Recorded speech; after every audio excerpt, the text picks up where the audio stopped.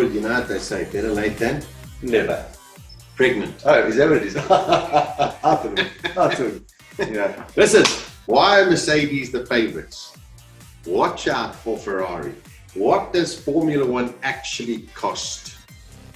And what is going on with Danny Ricciardo? And of course, we'll look at the USA GP. It has been a while, but welcome to the F1 PitBox.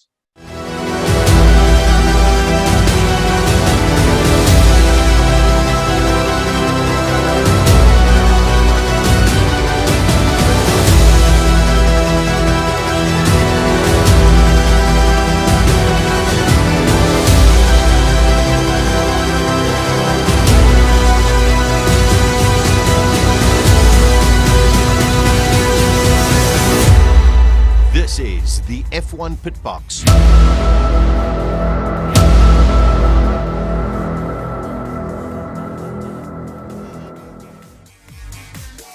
Welcome to the F1 PitBox on this wonderful Thursday evening. We do apologize for being a little bit late this evening, but it's actually amazing. We're coming to you from Four Ways in Johannesburg, South Africa, via Pretoria, via Rwanda. Isn't that amazing? It is amazing. It Brilliant. is amazing. Geez, Gary, long time no chat. Oh no, can you believe it? We haven't been here for a while. 6 races to go. Would you have predicted that we would be this tight in the championship? It's been an outstanding season, and this is, you want to see championship fights like this. This is what it's all about. But I mean, to be so close and for it to have swung, in either direction over the last couple of races has been just unbelievable. And just to be able to see a driver like Lewis Hamilton and Max Verstappen fighting it out for the championship, I think is fantastic. And in different cars as well. We've seen this exactly in teams where the cars have been good and they've really been dominant. But to have 2 teams out there, 2 drivers out there, I think this is actually a very special championship. It is. It's amazing. Now, the last 2 races, let's be honest, have both been damage limitation. One for Lewis Hamilton and Mercedes, one for Max Verstappen and Red Bull, and both came out, you got to say, pretty well. Strategy call by Mercedes and also by Ferrari at Turkey, perhaps debatable, but go for the points. Only 6 points in it between the two of them.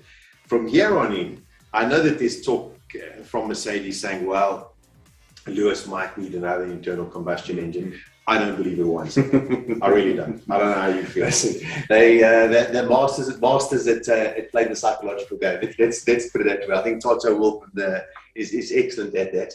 So, but yeah, you just don't know which way it's going to turn, and everybody's got their thing. The tire thing, just to touch on it quickly, they could have gambled, but they were going off at that point in time. And I think you said, once you sort of take a step back and look at, I think you had to go with the points. If you're the team, you had to take the guarantee of the points, because if the tires had really gone to a point where they were not as bad as Russia when it was coming down in buckets, but perhaps you would have gone backwards in any event. So, well, I mean, you had to look at guys who went in like early. Ricciardo went in early, and you saw all of a sudden his laps for the first 4 laps were good, and then it went through a very peculiar graining stage because it wasn't wet enough for those intermediates, and it wasn't dry enough for a slick, as we saw with Vettel. But Ocon did the whole race on one set of tires, on those tires. But if you looked at his times, Gary, he was 7 seconds off the pace towards the end. To take that gamble, Lewis could have lost a lot more positions. I think, they might have called him earlier, but I think they made the right call. Listen, we were hoping to get you on the podium. Let's take 5th, walk away, clean nose, punches, all of those things, and as I said, to walk to at no points, what a disaster. So you can understand the competitive nature of Hamilton, not getting it right, not taking, he wants to go for a win, if possible, or certainly high up as he can up to onto the podium finishing position. But it's just, I think that's also just the adrenaline. It's you in the moment. But I think probably on reflection, you probably agree with the team and say, listen, at least we bagged a decent set there. All right. So now, listen, during the course of the show, we're going to focus a lot on Lewis versus Max, and Mercedes versus Red Bull. But also, there's so many other fights that are going on in this championship. The one I just want to mention, because we'll talk about that a little bit later as well, is this fight and this battle, Gary, between McLaren and Ferrari, beginning to get very, very spicy. I mentioned it in the opening. Watch out for Ferrari. They look fantastic. Not good, fantastic. Yeah, listen, what an improvement as well. I mean, they've really come on leaps and bounds. Yeah. The season's gone on. They've done a great job, as you said. And McLaren, we haven't spoken about, we've been watching everything and maybe some speaking, about it in any event, but, it's what a great story, what a success story from McLaren. I think you can't actually, go back a couple of years to where they were at the back of the grid. Yes, they had the Honda engine, which is still developing and what have you, but the team had really lost its way. They didn't have the leadership. And I must say, when Zach Brown came in, I sat and went, oh, this American guy coming to... This guy has turned that team around in Formula One, in World Endurance Car Racing, Le Mans, IndyCar. I mean, gee whiz, this guy's a win. A racer's racer, isn't it? And we've always said you need racing people to run racing teams. And I think that's, when you listen to some of the podcasts and some of the stuff that you hear, Zach Brown's just, he lives, eats, breathes motor racing. That's his thing. Totally. All right, so we're going to talk about how much does Formula One cost. We're going to look at Ferrari versus McLaren. We're going to look at Lewis versus Max Verstappen. But first, let's get to a little bit of news. And earlier on today, breaking news just a couple of hours ago, which is fantastic yet again for South African motorsport, Gary. Darren Binder is going from Moto3 straight up to MotoGP alongside Andrea Dovizioso. It's phenomenal. It is phenomenal. But you were talking just now, and I think what you summed it up quite nicely. You said Darren Binder has replaced Valentino Rossi in MotoGP. That's essentially, it's actually unbelievable. And I don't know about motorbikes, but I mean, I'm led to believe, from people in the game that he's losing a bit by being a little bit bigger than everybody else in that Moto3 bike. And I think this great opportunities, bypass Moto2 and get into bigger, and kind of like what Jack Miller did in any event. And look where Jack Miller is today. So, I mean, it's a great story for us. And, we just obviously wish Darren Binder all the best. And let's see how it works out in MotoGP. I mean, what a great story. It's just wonderful. And he posted a little bit earlier on his Instagram. He said, Brad, I'll catch you on the brakes. So, I mean, you've got the Binder brothers, you've got the Espargaro brothers. Who else? There we go. There's his Instagram post from maybe. You got the Marquez brothers, the Binder brothers, and the Espargaro brothers. It's just fantastic. Congratulations, Darren, and the whole Binder family. It's just wonderful. And he's going to race with Andrea Dovizioso, replacing the ultimate Valentino Rossi. Wonderful, wonderful stuff. Other strange news that has come out in the last 48 hours. Flavio Briatore having conversations with Stefano Domenicali, who's the boss of Formula One. And there's this rumor that Briatore could come back into the world of Formula One. And I was asked, which team? It won't be a team. It will be within the structure of Formula One. He's a marketing genius. He's a brilliant, brilliant businessman. And, I think maybe there's something within the Formula One group where they need his expertise. Listen, they may, I'll just give you my point of view on it, and this is a very, very removed point of view. Every driver or anybody that I've heard that's had dealings with Flavio, majority of the people have had an uneasy and a very difficult time with him. So, let's see. If he's good for Formula One, that's fantastic. I think... the crash gate thing was really that showed us exactly what Flavio was about, unfortunately. But if he can get the job done, I think Formula One, it's not really a tricky thing, Sasha. At the end of the day, when you've got a race like we've got on our hands right now, championship battle, you need to market it. Everybody's watching anyway. And it's as simple as that. It is that way. It's just quite interesting that they're chatting together. Perhaps Briatore was giving Domenicali some pointers here and there. I think Domenicali is doing a brilliant job running the Formula One group. However, it is a little bit easier when you have a championship race. It is. And just as you said, because now people will turn on. That's it. America, going back to America this weekend as well. It's going to be huge. And what time are we on this weekend? 8 o'clock, 9 o'clock, I think. I think it's 9 o'clock. We'll see good will be awake. And you're watching the entire Grand Prix. Exactly. Also, so Briatore could be back. Mika Hakkinen is back. Yes, Mika, not in Formula One. Don't panic, not in Formula One. Race of Champions. Him and Valtteri Bottas together as Team Finland. There we go. That was a couple of years ago as well. I mean, Mika just he is one of those true legends of Formula One. Whenever he speaks and mentions things via Twitter or Instagram or whatever, people take note because he is one of the greats. Yeah, it's absolutely no doubt about that. And you know what I love about this age? We've got information available to us, and you get to hear a lot more and of these guys and things and what happened in their careers. And you look back on it now, and a lot of these guys overcame a lot of things. Mickey, we know that huge crash and what have you. And you actually sit there and say, wow, you always respected them as world champions and Formula One drivers. But I think when you understand what they've been through and what to get there in the first place, and then to cope with some of the things like accidents and what have you. I mean, wow, these guys really, Formula One is hard work, and these guys put a lot into it. And the respect is, I think, has grown for me for certain drivers and past champions. A lot more than even at the time when they were champions. Yeah, I must say, I just sit there and after watching the Schumacher documentary on Netflix, and hopefully you've watched it as well, I just sit there and think, imagine the input, never mind to his son Mick, but just his years of experience of championships, of just his insights. I think would be something quite special. Yeah. But we're not going to get that at present. Now, 21st of October, which is today, 3 drivers all became world champion on this day. Geez, I don't have a guess to that. I don't know. Have a guess. Mansell,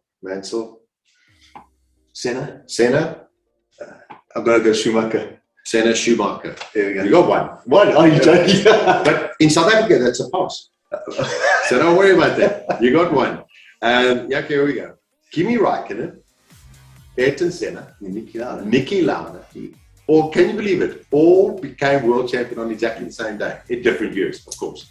There we go. Just a little bit of trivia for you as well.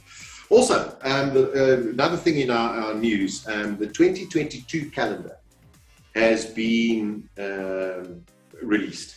And I think we're at 22 races. Is it 22 or 23? I know the most we've ever had. Yeah, well, yes, I think it's going to be 23. I'm just going to stand closer to the screen. Bahrain, Saudi Arabia, Australia, where Sydney apparently is trying to get the Grand Prix, Imola, Miami Street Circuit. I mean, it's just wonderful. Barcelona, Monaco, Baku, Montreal. Please, let's have Canada back. We miss it desperately. Silverstone, Spielberg, France, Le Castellet, Budapest, Spa-Francorchamps, Zandvoort, Monza, Sochi, Singapore, Suzuka, Austin, Mexico City, Sao Paulo, Abu Dhabi. The one that's noticeable that's missing from there is Turkey. Now, Turkey could step in, as they have. Yeah. The big thing there, Sasha, look at 2 Grand Prix in the United States. Yes, they've really got that to that point now. This has taken years and years and years to get to this point. And listen, I think important to be in more than enough spaces, in America to have 2 Grand Prix. So I'm quite happy to see that. Me too. And just, a little bit later, we'll talk about the cost of Formula One. There are plenty countries at the moment all knocking on Domenicali's door saying, please, can we host a Grand Prix? So it's not as simple as what we might think. But great Canada. The one thing I did find out is that, I didn't know, but the Turkish Grand Prix is owned by Formula One Group. Oh, really? Yeah. Okay, no, I didn't realize. I didn't know that. Look, there was so much change and everything going on in the last couple of years, but wonderful to see also Imola back on circuit there as well. So it really, what does the USA mean for time zone? Yes, they're a couple of hours behind us, and it is in Austin, so it's this side. I think it's 6 hours. Yeah, 6 hours. So it's somewhere, it's going to be 8:30, 9 o'clock, somewhere around there. If you are getting in touch with us on Facebook or whatever, we'll check out and you're asking any questions, please do so. We'll try and attend to them as we go. A bit far. We can't read that far anymore. I mean, this is the furthest we've ever been away from the screen. Yeah. And I tried it, I tried the glasses, they didn't work. Okay, let's get into the thick of things tonight. Daniel Ricciardo up next.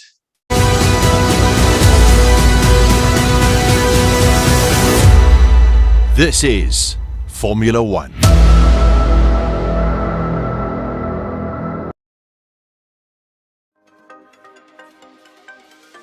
Bring this up. Daniel Ricciardo has won a race for McLaren. Was fantastic. Has been, it was a wonderful achievement for him. we all know him as, number one, just a really, really cool guy. Super fast. Look how he challenged the likes of Sebastian Vettel. Renault, he was okay. He's come to McLaren, Gary, and yes, he's won a race, but man, he's been outshone completely by Lando Norris. There are people knocking on doors. We know he's got a contract for next year, but it could be a swan song for him, sadly. It may well be, you know, it's obviously a big money contract, and I don't think anybody expected him to be struggling like he has against Lando Norris. Lando Norris seems to come into his own this year, I believe, and has really now become a Formula One driver. You know, a couple of years of experience now, and he's putting it to good use in line with the speed, and he's giving Daniel Ricciardo a hard job. Yes, Monza was great, and it was the victory that came through there. But yeah, this was certainly unexpected. I mean, there's no doubt. I mean, because I sit there and I look at like a Vettel and Stroll. So Vettel goes into Aston Martin and, you know, has got up to speed and is basically quicker than Stroll 90% of the time. Fernando Alonso, Ocon won a race, wonderful. Brilliant, also something special this season as well. But Alonso's basically got his number 90% of the time, unless he gets taken out in the first corner, as what happened in Turkey. But Ricciardo just doesn't seem to be able to find any form of consistency. You know, it's either like, win at Monza, and then it's 12th on the grid, or missing Q1. Yeah, just not getting the timing right, and just not falling into place for him at all. Just as I said, just something you wouldn't have expected from Ricciardo. But you know, it's like when he, as you said, when he got to Red Bull, and he did give Sebastian Vettel a bit of a hiding that year. Where Vettel was on his way out, and who knows what was going on and how dynamic that was in the team. But he's just, this is now been his turn now. Norris has just handed it to him, and Norris, when he's not near the front, you sort of wonder why.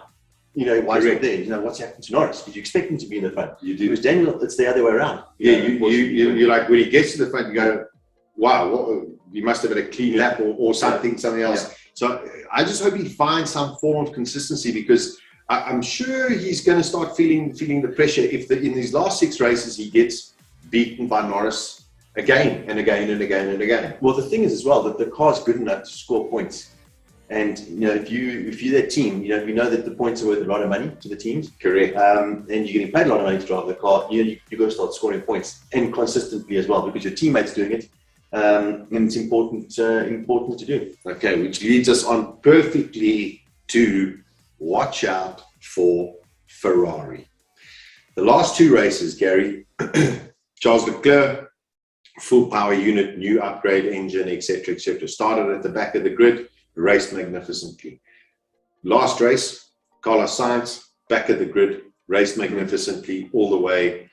Had, if anything, gave Max Verstappen an incredibly difficult time.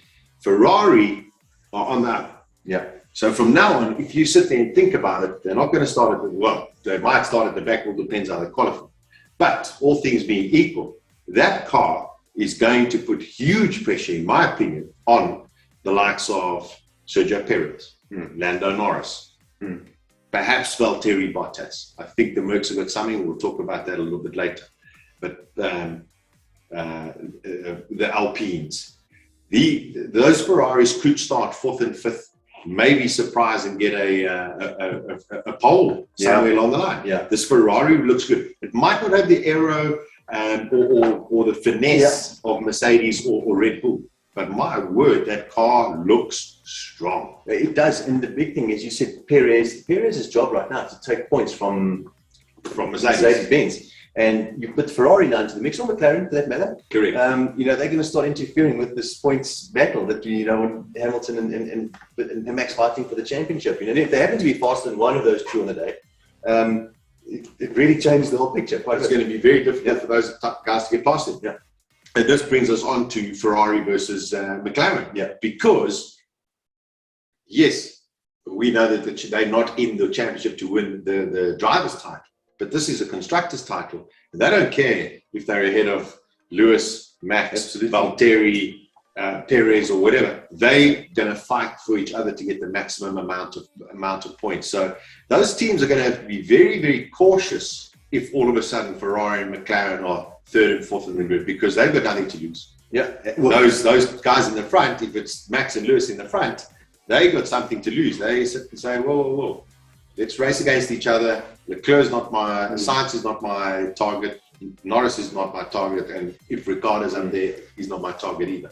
Well, exactly. They want the points. They don't care, and they want to beat each other. So it's a great battle. Normally we'd see Ferrari and Mclaren fighting for the championship themselves. That's a Red Bull Mercedes deal, so a little bit different there. But yeah, as I said, if those cars happen to be quick on the day, and it can be the case. We saw it in Monza. We've seen it a couple of other places. This is another element that's going to be thrown into the championship battle. Which I think that it's just fantastic. Yeah. You know, 6 races to go. That Ferrari power unit really has made a significant improvement. Red Bull's got a power improvement. Mercedes got a power improvement. But Max struggled to drop Carlos Sainz in Turkey. Yeah, and you just go, whoa. Yeah, that I think was quite significant. Yeah. Quite significant. Okay, still to come. Lewis versus Max, Mercedes versus Red Bull. But there's a lot of talk about Formula One returning to the African continent and, of course, hopefully to South Africa. Now, over the past couple of weeks, there's been wonderful discussion that has been taking place in various forums, including on our WhatsApp forum as well.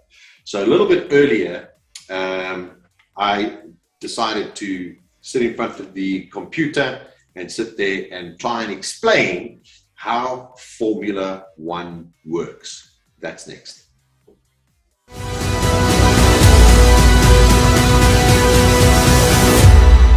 This is Formula One.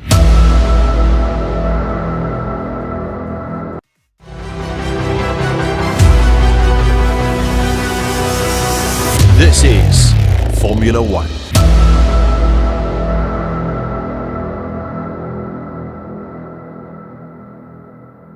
What is Formula One?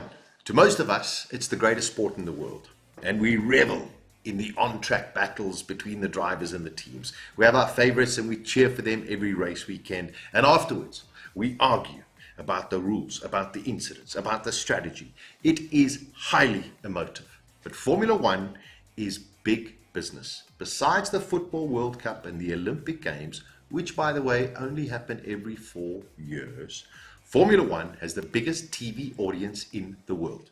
An estimated 500 million people tune in every Sunday race to watch Formula One. 500 million. That's a big amount. Everything about Formula One is expensive. Just accept it. It just is. Of course, since this year, 2021, we now have viable cost caps for the team so that we hope that things will be more competitive in the future as opposed to 1 or 2 or 3 teams taking most of the spoils. Will 2022 and the new regulations give us that wish? No one knows. Just as no one knows the true costs of hosting a Formula One race. On my WhatsApp channel, there has been wonderful debate about hosting costs for a Formula One race, etc. And the debate has leaned towards the possibility of Formula One returning to South Africa. This has led to great excitement for South African fans. Don't forget, South Africa has an incredibly rich motorsport history, an incredibly rich motorsport culture across all of our people. Is it possible for South Africa to host a Formula One race again? Before I answer that question, let me explain how F1 business works. A few years ago, I bought the F1 Money Business Formula One book, and I bought the Formula One Money Sponsorship book. Each of these books were over 200 pages each in A4 size. So, there was a lot of reading and understanding to absorb. To go through every detail in this video would take an age. So I'm going to try and simplify it so it makes sense to myself and hopefully to you as well. As I mentioned in the beginning, Formula One is about the greatest sport in the world. But to a country hosting a Formula One race, it is about tourism. No other sport sees an influx of media and fans traveling to Formula One destinations. That is a fact. Now let me explain how Formula One works.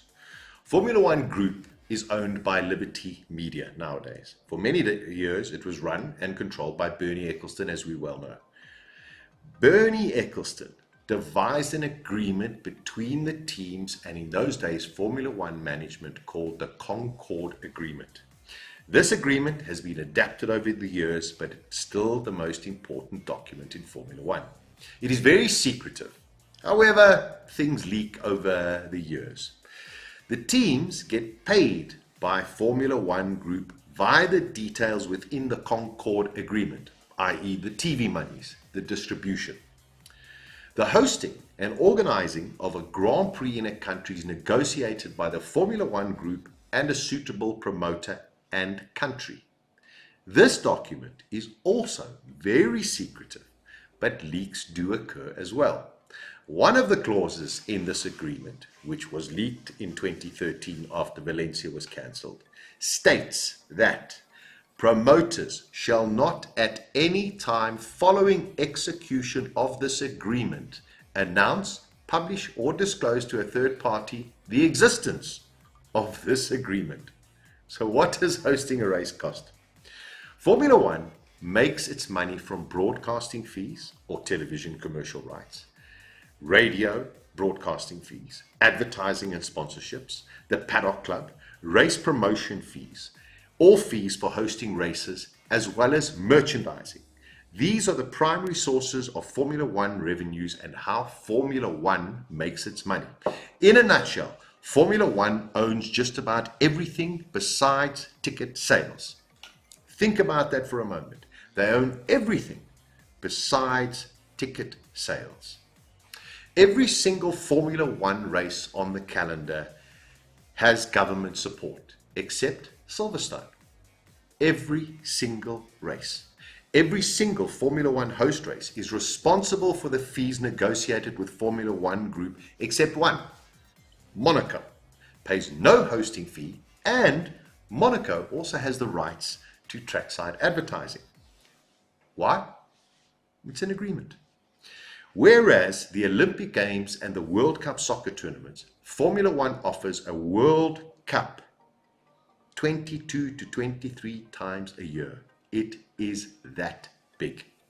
Anybody who's been to a Grand Prix internationally knows the fanfare around it. It is an occasion. It is something to behold. It is like a World Cup every single race weekend.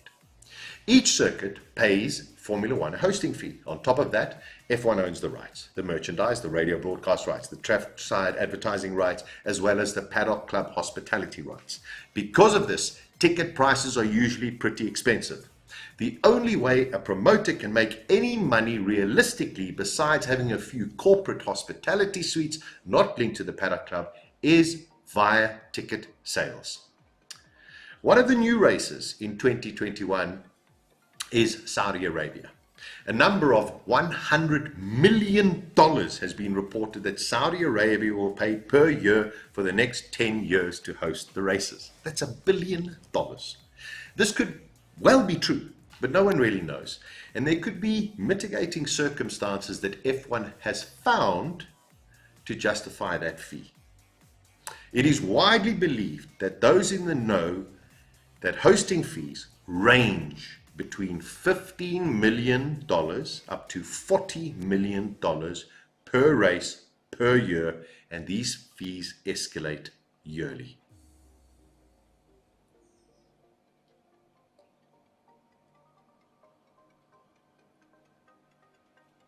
There is also the decision regarding street circuits and purpose-built circuits. The costs actually work out similar over a 10-year period.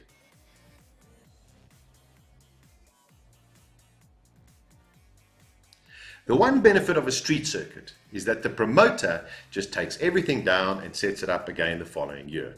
The owner of a purpose-built circuit has to try and maintain and keep that track alive during the 12-month period before the next Formula One race. Most circuits across the world manage to do this, but in the past few years we saw the Indian Grand Prix and the Korean Grand Prix fall off the calendar as these countries have little or no motorsport culture. and the tracks lay dormant. It's sad, but true. Both the Indian Grand Prix and the Korean Grand Prix had their races cancelled as they could no longer pay the hosting fees. F1 is brutal, and make no bones about it, there are plenty of countries lining up to host a race. That we understand that the cost of hosting a Grand Prix is hugely expensive, and that F1 owns all of the rights. Now we get to why ticket prices are so expensive. Even with government support, Formula One is still expensive. Now let's look at some of the 2021 ticket prices. Formula One British Grand Prix, 2021 United States Grand Prix, which is this weekend, and the Saudi Arabian Formula One Grand Prix towards the end of this year. Just look at those numbers. Cheapest price in the United States, $320. Formula One Grand Prix, yes, these are great corners to sit at, but your cheapest is $440. In South African money, that is 9,000 Rand.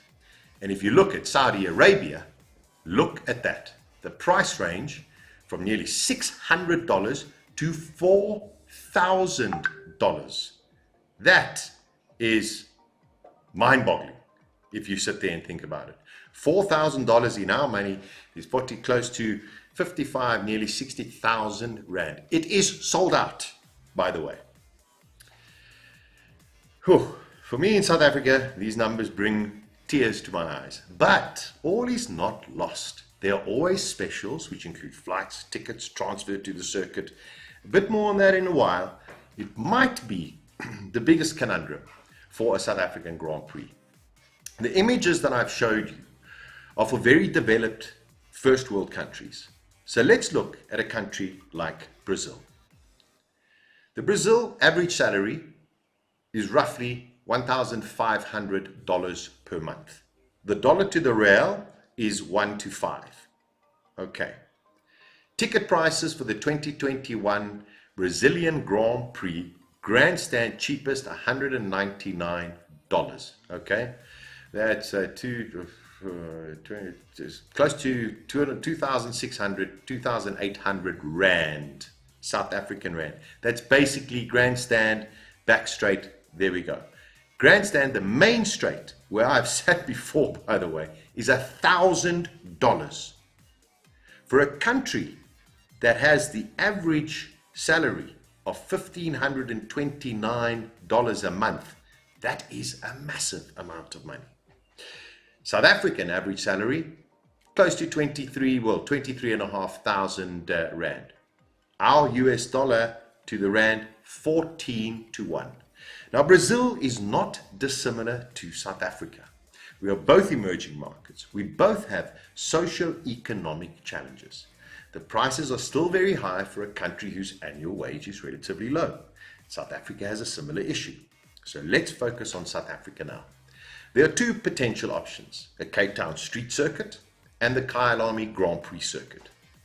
As mentioned, the cost over a 10-year period are pretty similar between running a street circuit or running a purpose-built track. Kyalami, in my opinion, would have to go very minor changes in order for it to be ratified and approved as a Formula One track.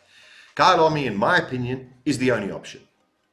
So, can Formula One host F1? With a few modifications, without a doubt.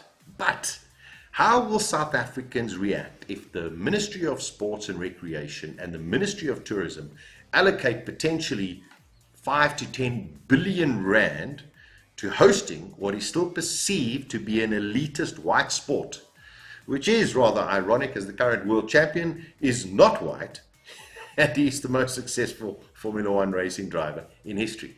That is another debate.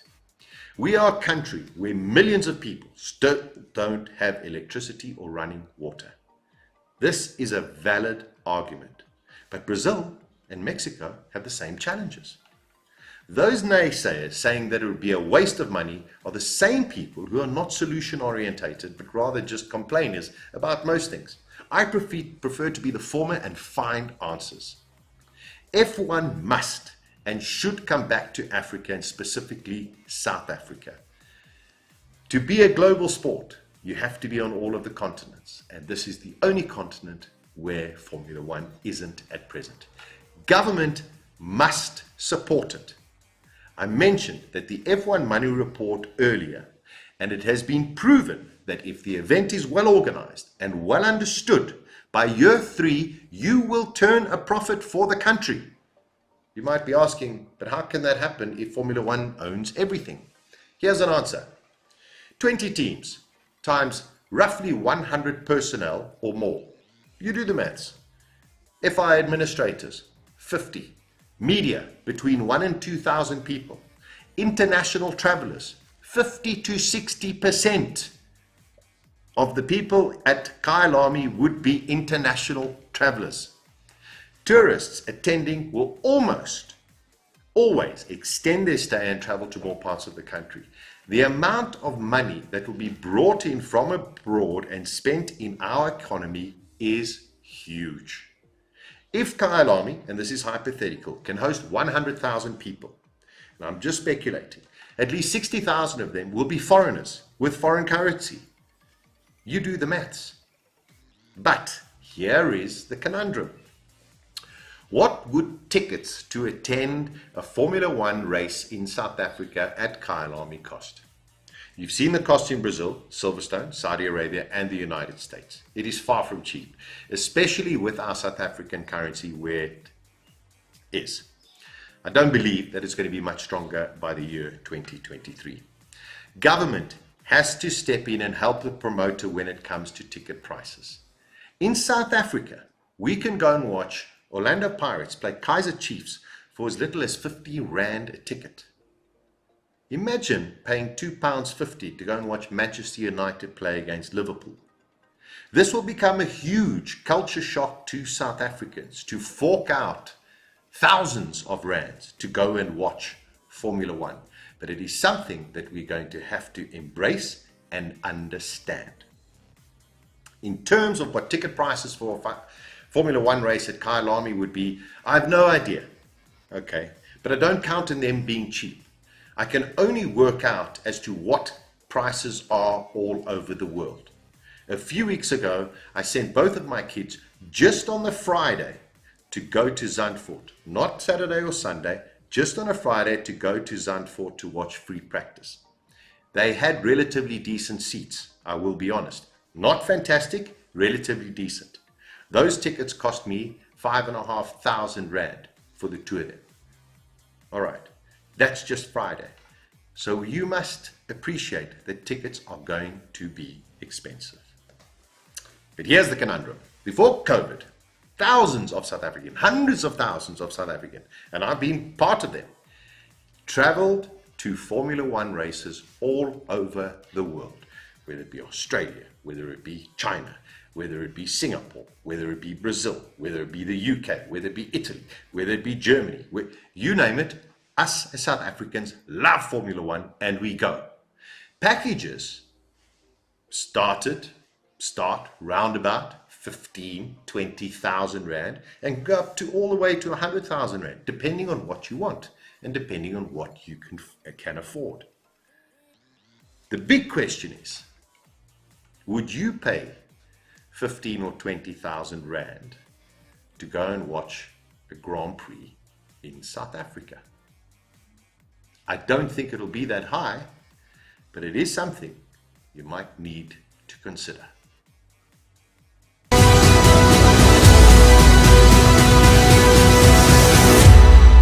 This is Formula One.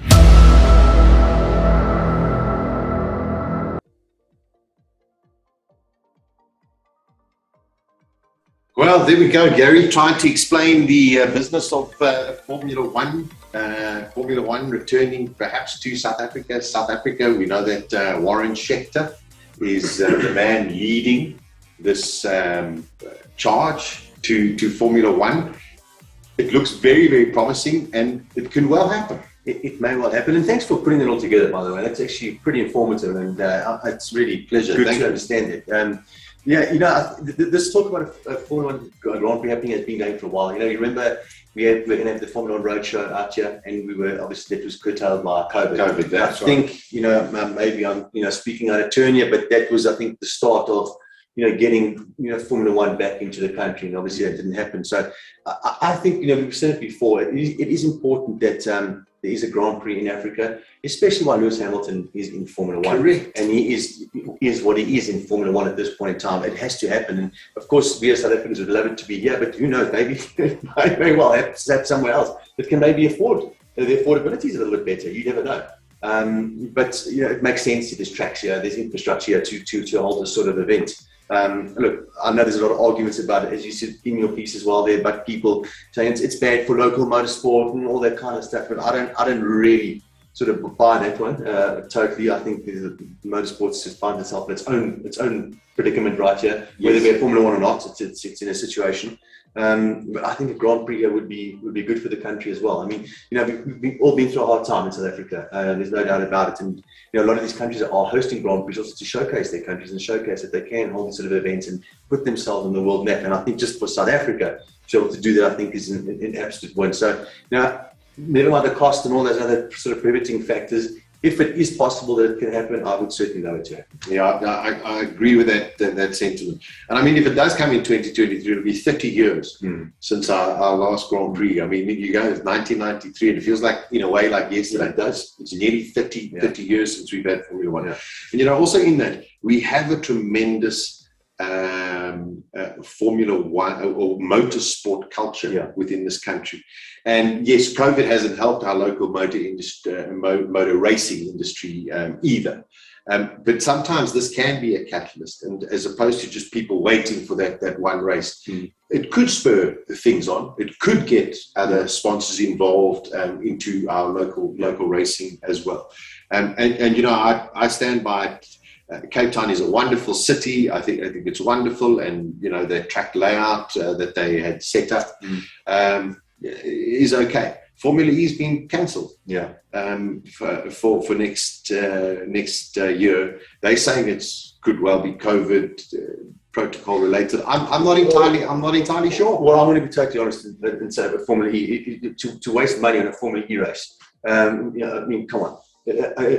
I've watched some of it on TV and whatever. I've never bought into it. I understand why it's there. I understand the relevance from a motor manufacturer's point of view. I definitely get it. But with all due respect, I don't see Tesla running around in Formula E. It's everybody else trying to play catch up to Tesla that's in Formula E. So I'm still not a supporter. And to me, it would be a waste of money having Formula E. Well, and also, not trying to really bash it down. But I mean, those manufacturers that all came into Formula E 3 or 4 years ago, all of a sudden are pulling out. Exactly. So you've got to question that. The viability of hosting a race in South Africa is cost. You need government to get involved. From there, it can be negotiated. You can work things out. But as I said in my piece, as South Africans, we have to be prepared for a bit of a cultural shock when it comes to wanting to go and watch, because the prices are not going to be cheap. Don't think about a couple of R100 or 1,000 rand, or unless the government comes in and says, listen, we want to get people there as much as possible. It's going to cost a lot of money. And as I said, you're prepared to spend 15, 20, 30,000 rand to go and watch a race in Singapore. Are you prepared to spend 30,000 rand to go and watch a race at Kyle Army? We'll have to wait and see. Let's hope everyone can put it together. Who knows? We could well be on the map in 2023. But there are other countries that are knocking on the door.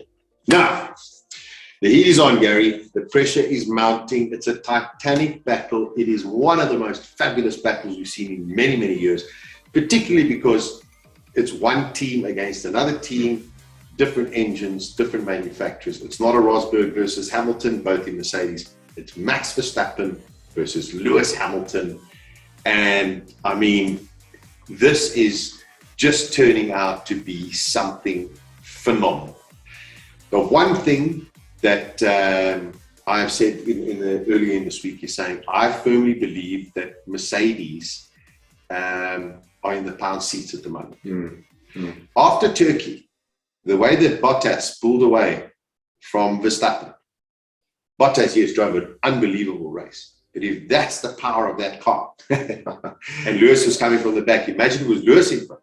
Was this the same one that they're complaining about being too slow and the Honda engine being faster and whatever? Yeah. Okay. It didn't look like that to me the other day. Well, exactly. So all of a sudden, if my way of thinking is, if Mercedes have that same kind of power that they had in Turkey for the next 6 races, Red Bull are going to have a titanic battle and struggle, in my opinion, to match Mercedes and beat them. Yeah, that may well be. But I just want to add something else to that. It may not be the case, but I just want to add it to that. Adrian Newey hasn't been at the races until this last Grand Prix. Which is something, I must be honest, I didn't notice. He did have an accident on holiday I with a believe. bicycle. He was, getting himself sorted out.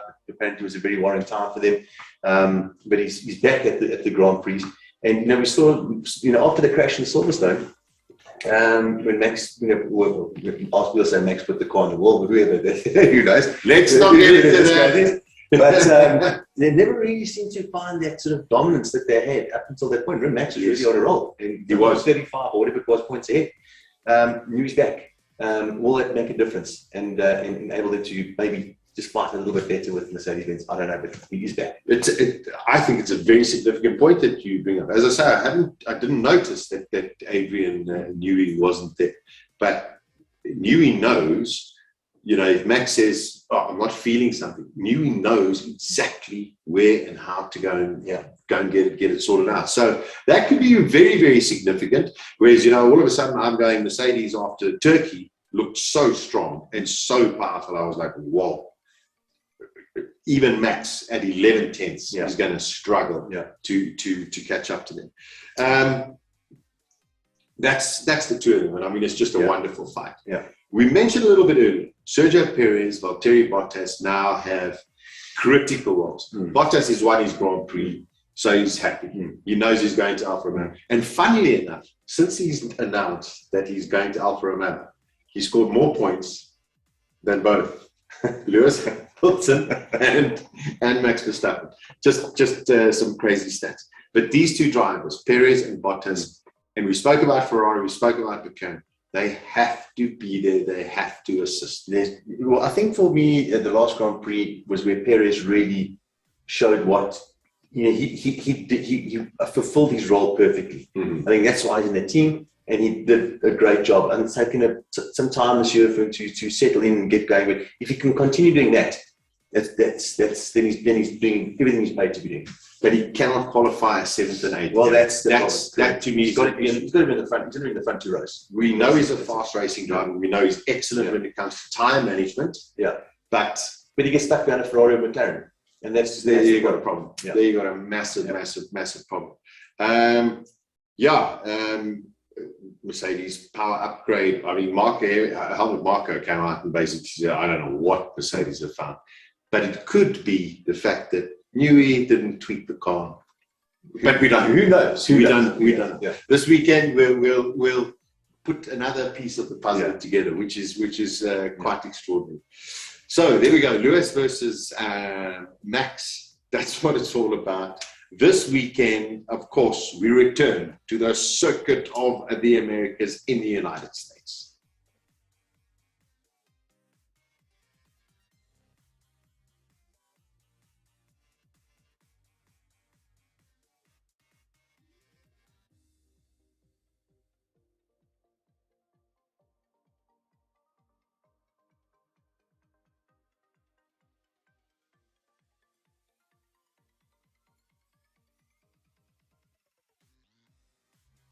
Yeah, this weekend, of course, it is the Circuit of the Americas go. We haven't been there for a while with COVID. MotoGP raced there 2 weekends ago, and the bike riders, they only got 2 wheels. Sat there and said they're not racing again unless they retire that place. And apparently it has been retired for Formula One. For Formula One, they said it's hair raising.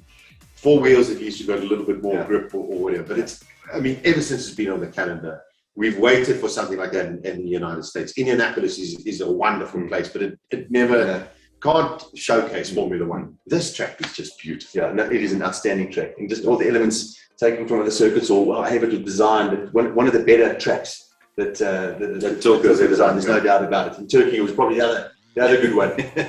But this is a lovely circuit. Yeah, it is. It's a fascinating place as well. One place that's on a bucket list to go there. They say that anywhere you sit at the circuit, you can see about 70 or 80% of the circuit because of all of the elevation changes.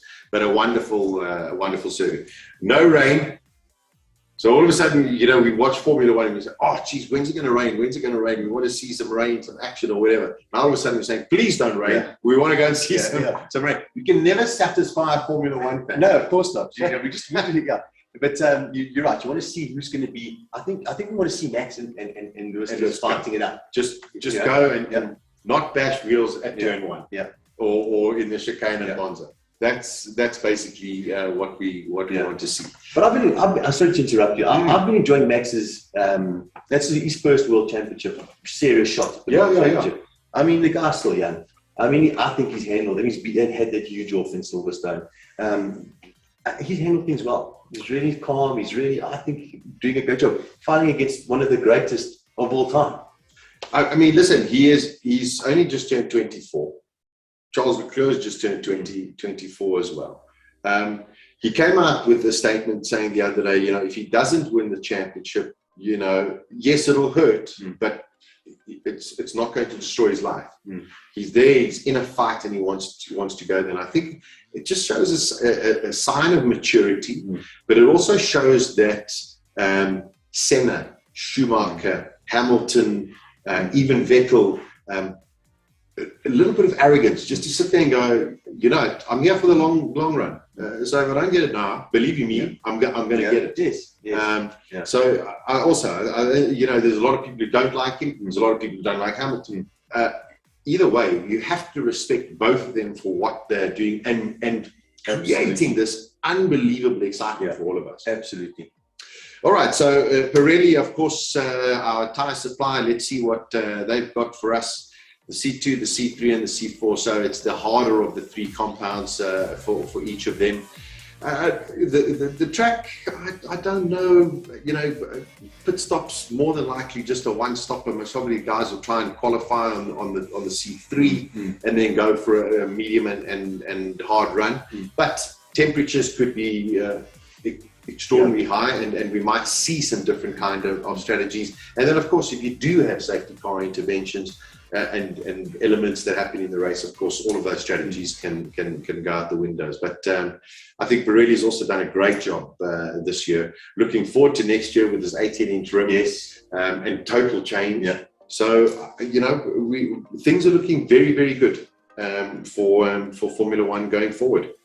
And there we go. That brings us basically to the end of it, Gary. It's going to be early evenings and late evenings this weekend, as opposed to, it's been a good run of just like afternoons. Now the times for the next 6 races are going to be a little bit up and down. But as I said, I mean, the excitement, it's huge. Fever pitch, and it doesn't matter what time it's going to be on. I think any Formula One fan is going to be up, and even the casual fans that are really sort of paying attention and into the whole battle. And this is what it's about. Completely. There's one thing, just on a sort of like a parting shot. If you haven't watched Drive to Survive, the Netflix series, and there's three now seasons of it, I have in the last month bumped into an inordinate amount of ladies who are all of a sudden telling me what's happening in Formula One, and they got hooked on Drive to Survive, and all of a sudden they're beginning to understand what the sport is more about. And when they watch it on a Sunday, they now understand what's actually going on.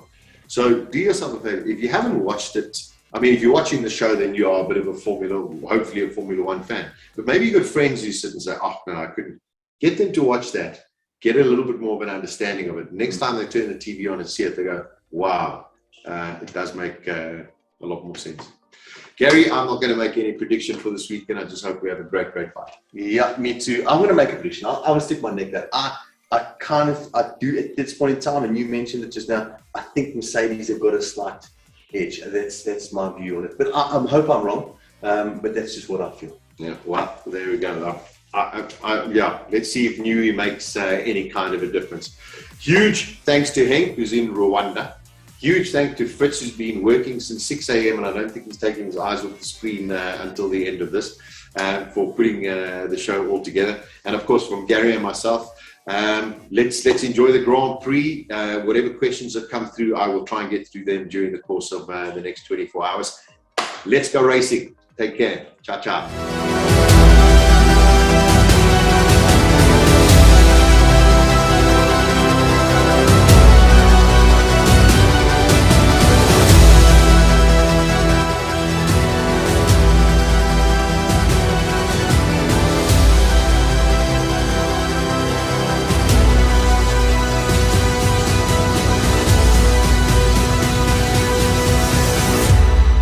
This is the F1 PitBox.